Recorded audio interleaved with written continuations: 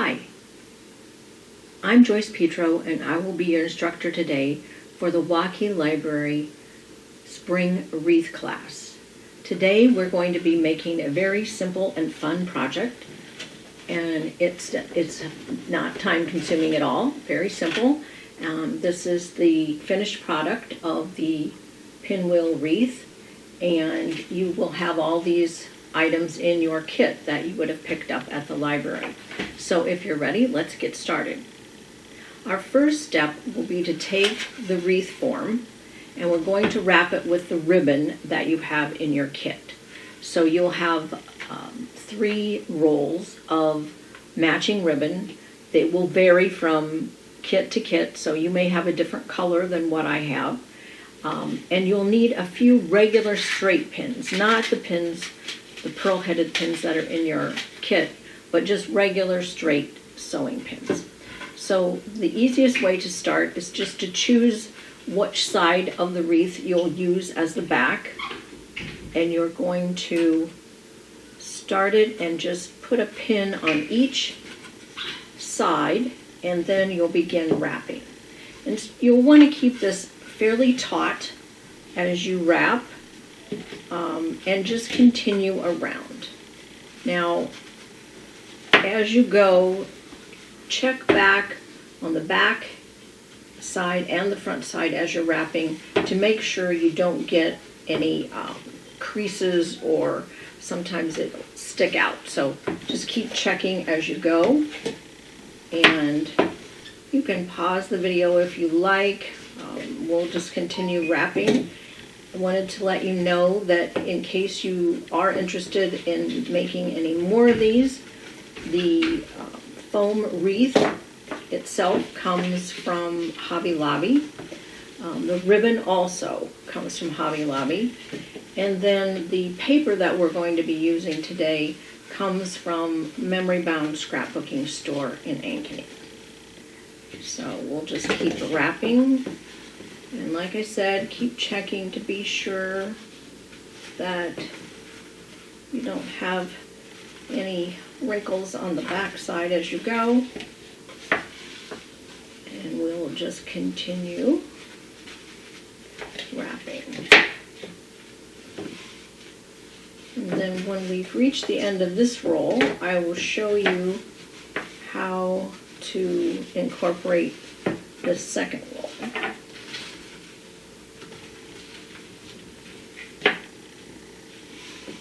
And just make sure that you keep it pretty taut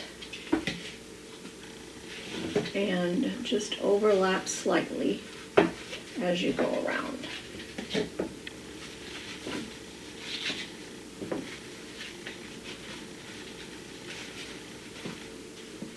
Like so.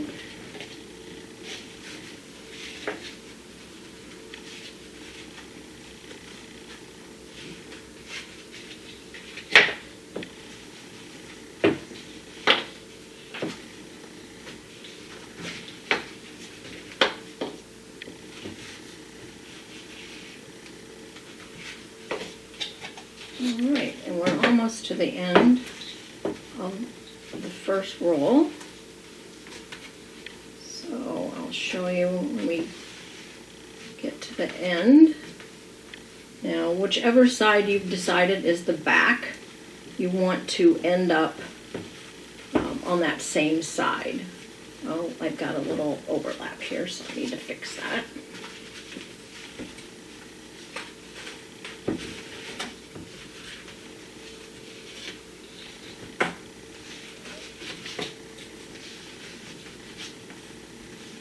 Okay, so we will take some of the straight pins again and fasten this edge down. Take off that tape, and then we're going to start the next roll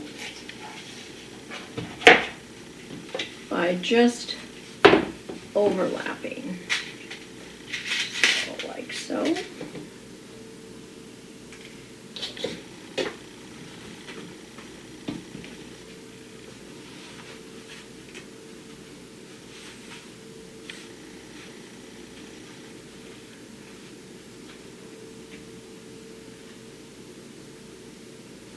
this will be the back of your wreath, so it won't show. And we'll put a couple of pins in there, and then just continue wrapping around. Again, making sure that you keep it taut and checking to be sure you don't have a bubble in the ribbon. Like I mentioned, if you'd like to pause the video while you finish wrapping, that is a good idea. And once we get the wreath wrapped, then we will start on the pinwheels. You will probably need all 3 rolls of your paper, of your ribbon. Just depends on how tightly you wrap and how much overlap you have.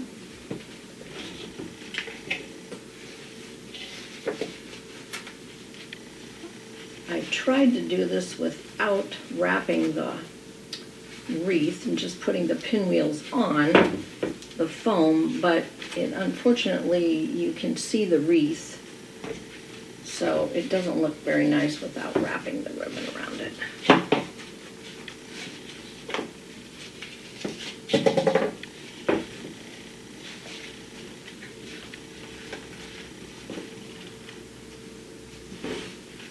Just make sure that you keep it smooth.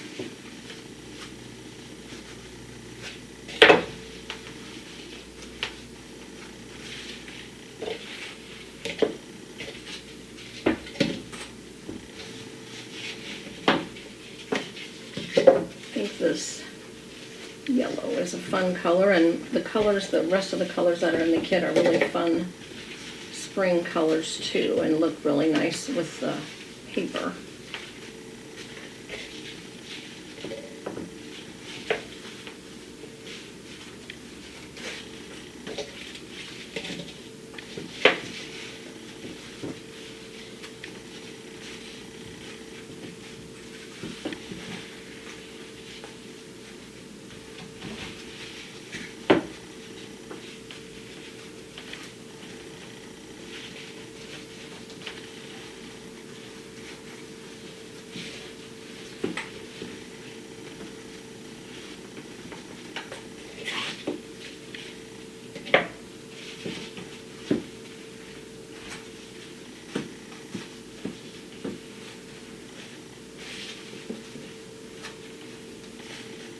Sometimes it is just a little tricky to keep it from bubbling. So again, just keep watching both sides so you don't have bubbles in the wrap.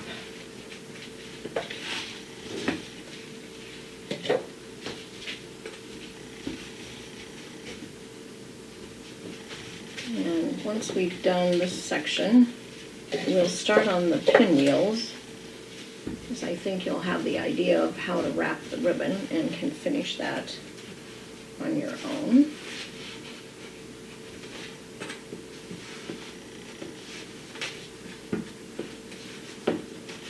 So, okay. And again, make sure that you end on the same side, what I'm calling the back of the wreath, so that your overlaps will all be on one side, and that will be towards the back of the wreath. And I'm just going to go ahead and pin those, and then we'll start on the pinwheels. So that gives you the idea. You'll still have to obviously finish wrapping your wreath, but this will give you an idea of how it will all pull together. So there you are. And just in the interest of time, we'll go ahead and start on the pinwheels themselves now. All right, so you've got your scrapbooking paper here, and it may also vary a little bit. You might have stripes instead of dots, dots instead of stripes, etc. But you'll have 6 different colors and 2 of each color. So we'll get started on those. So your first step is to take one of the squares, and these are 4-inch squares. You could do different sizes, but I think that the 4-inch squares work out really well on this particular wreath. And what we're going to do just to start is we're going to fold this on the diagonal. So it will go like this into a triangle.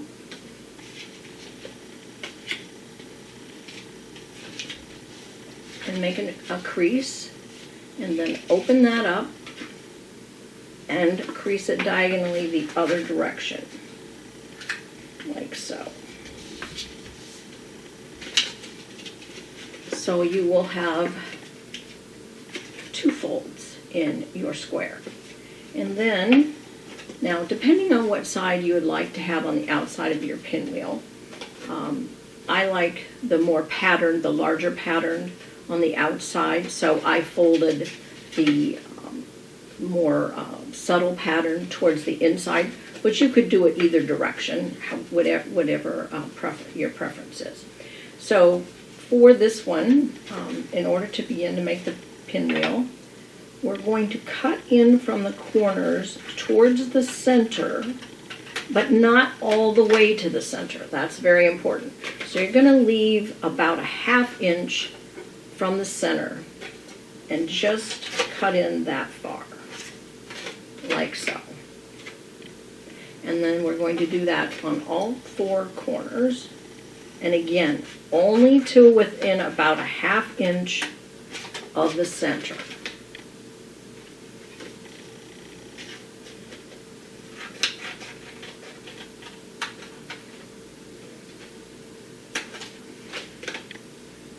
And the 4th one.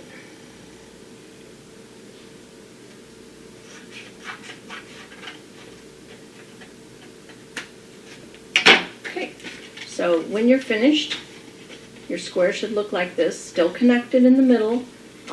Like I said, only to about the first, or only to within the 1/2 inch of the center.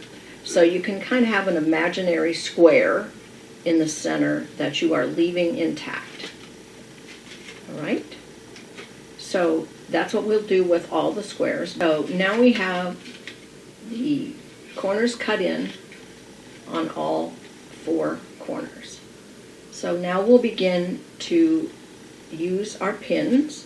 So now you'll want the pearl-headed pins that are in your kit, like so.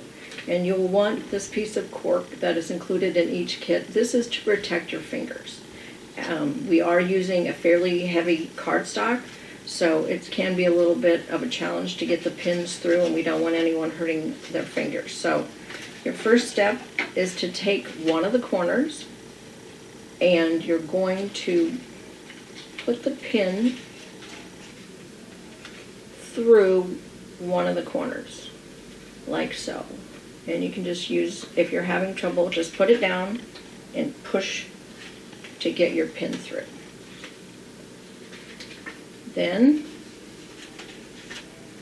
holding that corner up against the top of the pin, like so, you're going to go to the next,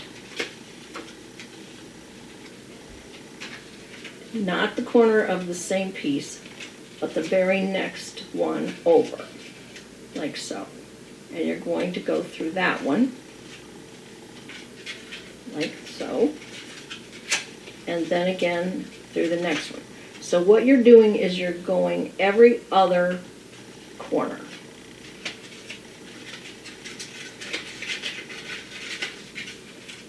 And again, if you have trouble getting it through, use your little piece of cork behind it to protect your fingers. And you can kind of let go once you've got them on, all threaded onto your pin. That way it lets them move around a little bit and keeps them out of your way. And then again, the very last one, And I'm going to use the piece of cork just to help get it through.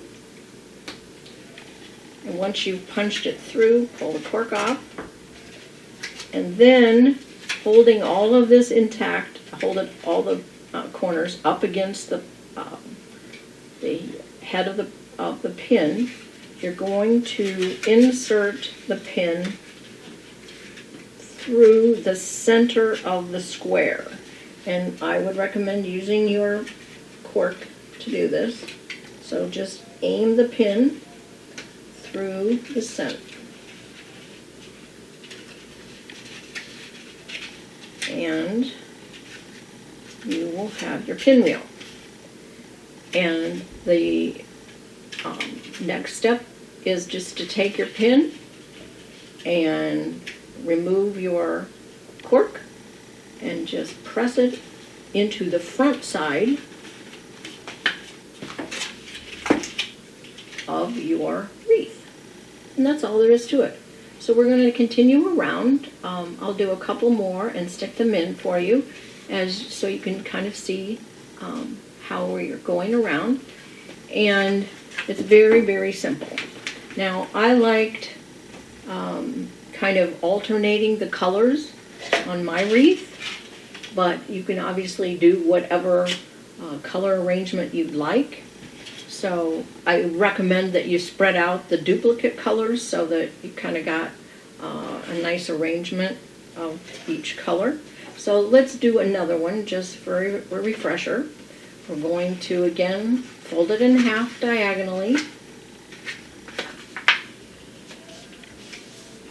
to make a triangle. Open it up, fold it the opposite direction into a triangle, like so. Open it up, and those are our lines to cut in towards the center. Again, make sure we're not cutting all the way through, stopping about a 1/2 inch from the center. So I'll go ahead and do that.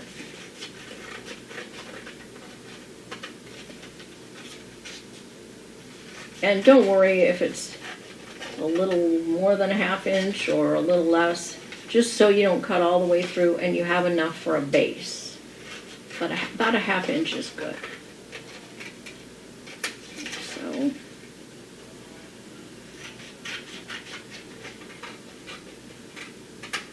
okay. So all cut through on all 4 sides.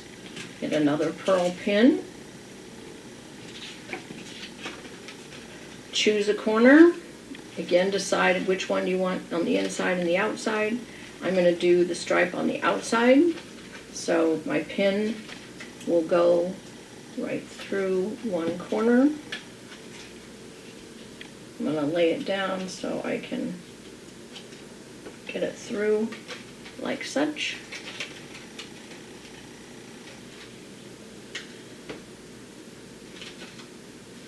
Right? Then that section is done. Now take the first one of the next section, the first corner of the next section. Again, I'm going to use my cork. Pull it up on your pin and pull off the cork. Go to the next section.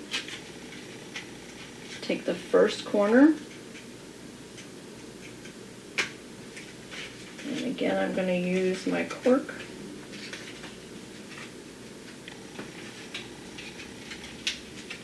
And pull it off. And then pull all your pieces up next to the pearl head.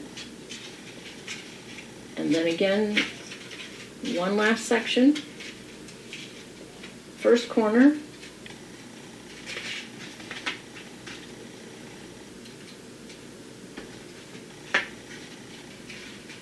Cork really helps to get the pin through without harming any fingers in the process. So now I've got all 4 corners loaded onto my pin head, and we're going to take the pin, continue to hold all your corners up next to the pin head, use your cork, and push the pin through the center of the square. And once you've done that, pull them up against the pearl head again.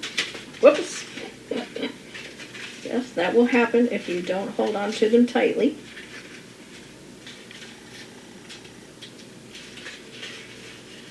Like so. And then just push it in to your foam. And you can kind of flip these around as you go. They'll fit fairly snugly by the time you get to the end, so you might have to move the little wings out of the way to get your very last one in, the 12th one. But that kind of gives you an idea of how they go on. We'll do one more just to make sure that you have got it down. So again, take another piece of your cardstock, fold it in to a triangle.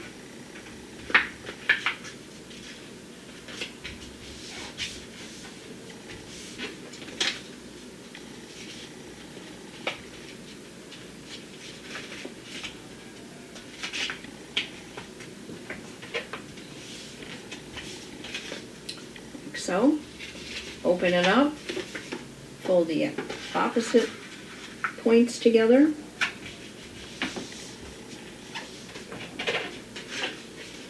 Like so. Then we will cut on those 4 lines again to only within a 1/2 inch of the center.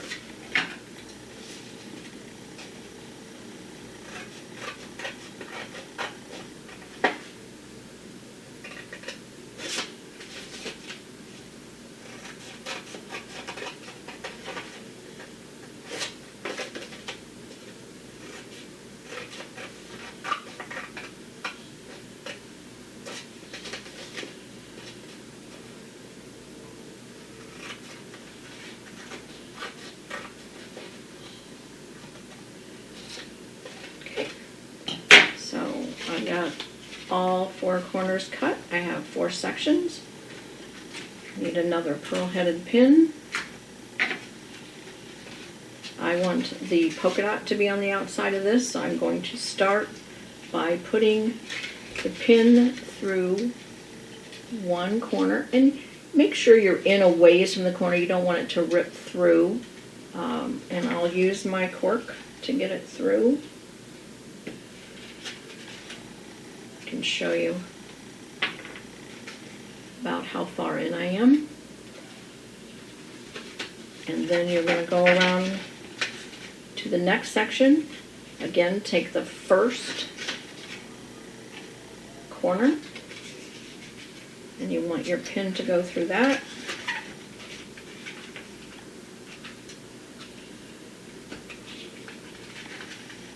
Then pull it up close to the other corner. Pull off your cork. We're going to go to the 3rd corner and puncture it. I'll use my cork again to do that.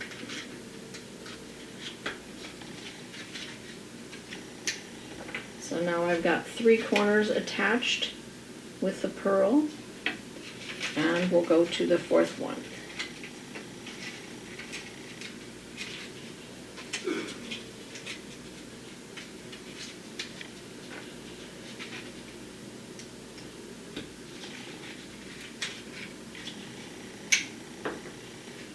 Now I've got all 4 corners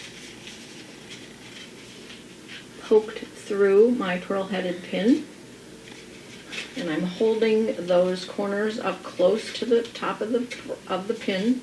And now we're going to go through the center of the square with that pin. Again, using the cork.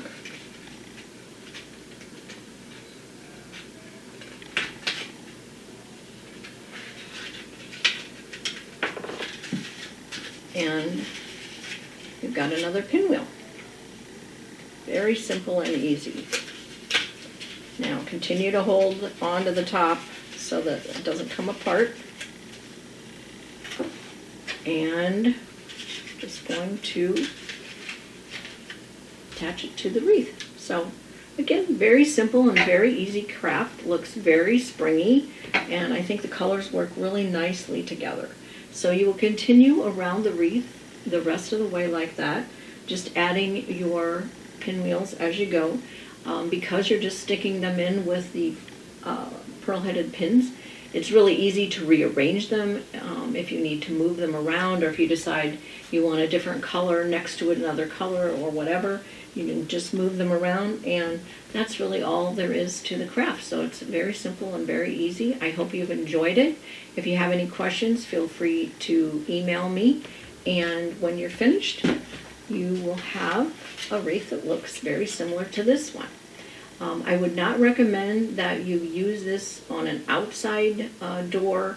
It is paper, so it wouldn't be good to get it rained on or any moisture on it. So I'd recommend that you use it on an interior door or over a fireplace or something like that, but I think it's a really nice addition to your spring decor.